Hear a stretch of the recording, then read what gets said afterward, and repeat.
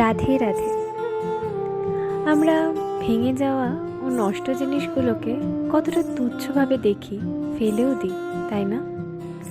কিন্তু কখনো সেগুলো কাজে লাগানোর কথা বা সেই ফেলে দেওয়া নষ্ট জিনিসটাই যে নতুনভাবে নতুন রূপে আবারও ফিরে আসতে পারে, তা কখনোই ভাবি না।